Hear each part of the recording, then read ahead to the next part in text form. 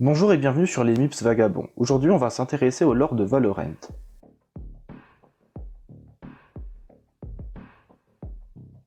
Ça fait déjà un petit moment que la bêta fermée de Valorant est disponible, nous avons pu récolter quelques informations sur le lore du jeu en plus de ce que Riot a déjà dévoilé. Une bonne partie de cette vidéo ne va être que spéculation et théorie car nous ne possédons quasiment aucune information de Riot concernant le lore de Valorant.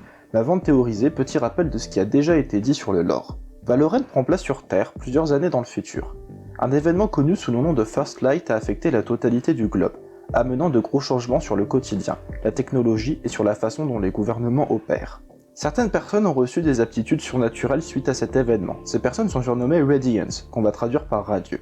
Suite au First Light, une organisation secrète a créé le protocole Valorant, rassemblant des agents du monde entier. Ces agents sont aussi bien des radieux que des individus équipés de technologies radieuses. Certains agents se connaissent et proviennent tous d'un milieu différent, allant de l'armée aux criminels. Maintenant que c'est fait, on va pouvoir commencer à théoriser et spéculer sur le reste de l'histoire. En fouillant bien les cartes du jeu, on peut apercevoir que le nom d'une entreprise revient assez souvent. Il s'agit de l'entreprise Kingdom. Elle semble s'être implémentée partout dans le monde et proposer différents services, allant de restaurants à spa. Mais en réalité, Kingdom semble intéressé par la radianite, élément qu'on retrouve un peu partout sur les différentes cartes du jeu. Il serait logique que la radianite soit ce qui ait donné leur pouvoir aux radieux, car les deux ont un nom extrêmement similaire. Kingdom s'imposerait donc partout dans le monde pour récolter le maximum de radianite, tout en saccageant les villes et provoquant parfois de gros dégâts, car la radianite semble être une matière assez instable. Kingdom expérimenterait alors sur la radianite dans des labos secrets.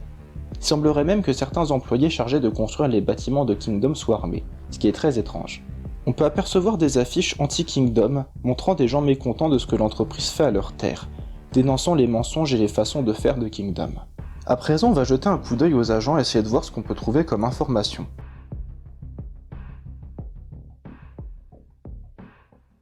Commençons par mon petit préféré, Cypher. C'est un agent qui nous vient tout droit du Maroc et il semble être contre Kingdom. Il semble aussi être un tueur à gages ou un agent spécialisé dans la récolte d'informations, comme semble le montrer quelques lignes de dialogue ainsi que son kit de sorts, notamment la caméra. Et enfin, sa famille a été tuée et il semblerait qu'il considère les autres agents de Valorant comme sa nouvelle famille. I must survive to protect my family. I can't lose them. I can't feel that pain again. What has Kingdom done to this town? However pretty their lies are, they're just sucking my city dry. Let's see what I have to use. Pictures of their children. Wow, way too dark. You're lucky I'm generous. Or else your families would be next. You forget. I've always been a killer. For a moment, I saw them. Nora, I will see you again. Oops. No one to interrogate. Get out of my city.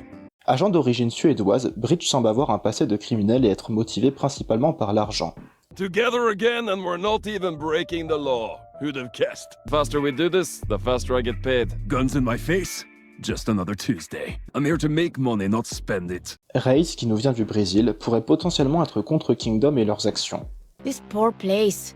You used to be so beautiful. Sova, un agent russe, pourrait potentiellement être contre Kingdom, mais rien n'est sûr. Protect our motherland. Viper, de son vrai nom Sabine, semblerait avoir travaillé avec Kingdom à un moment, et utilisait ses connaissances scientifiques pour aider les gens. Mais après avoir perdu son foyer, elle serait devenue beaucoup plus sombre, prenant un malin plaisir à tester sa toxine sur les gens. On peut imaginer que c'est à cause de Kingdom que sa vie aurait basculé, et qu'elle chercherait à se venger. The lies we've told this city. I am your monster. You made me this way.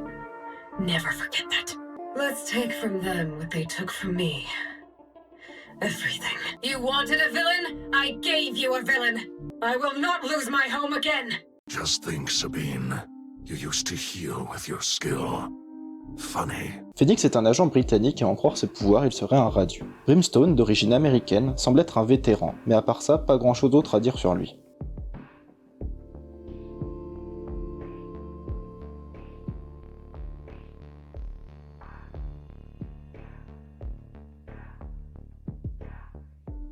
Sage nous vient droit de Chine. Elle semble avoir une sorte de connexion avec la radianite, dont les pouvoirs sont de la même couleur que les caisses de radianite depuis la dernière mise à jour. Omen semble suggérer que les soins que prodigue Sage ne sont pas sans répercussions et que le radianite aura un effet sur la balance naturelle du monde. A radiant healer is with them. I can feel her pull against the natural balance. Sage, the life you give. Do you ever wonder where it's taken from? En parlant d'Omen, dont les origines sont inconnues, il ne possède plus de corps physique. Il nous dit être mort plusieurs fois et semble avoir du mal à garder une enveloppe corporelle. On ne sait pas vraiment ce qui lui est arrivé, mais il semble bien connaître Viper, l'appelant par son prénom. How many times did I get ripped apart? How many times did I die? Sabine, look at the monsters we've become. At least you have flesh to hide your horror. Oh, what's another death? I must hold together.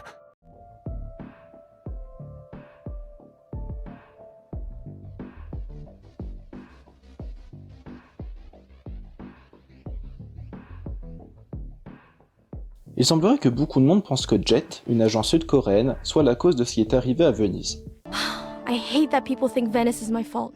Un artwork désormais supprimé avait été posté par une artiste de chez Riot, montrant que l'épisode 1 de Valorant s'intitulerait Rise of Venice. On pourrait le traduire par la montée ou l'ascension de Venise, et bien que cela pourrait être interprété de manière figurée, il semblerait qu'il faille le prendre au pied de la lettre. En effet, nous pouvons voir Kingdom faire de la pub pour les îles Radiantes, et nous pouvons voir que le stand d'entraînement possède des éléments présents dans la ville de Venise, et qu'il vole littéralement dans les airs. Viper fait aussi d'ailleurs référence au fait que Venise soit perdue. Venice is gone, but our world stays afloat. I'll take that trade. Jet semblerait donc être une radieuse avec des pouvoirs lui permettant de contrôler l'air, ce qui explique pourquoi la majorité du monde pense que Venise est de sa faute. Je vous remercie d'avoir regardé la vidéo jusqu'au bout, j'espère qu'elle vous a plu. J'en profite pour dire que Valorant sort officiellement le 2 juin et que le jeu sera disponible pour tout le monde. Et quant à moi, je vous dis à la prochaine.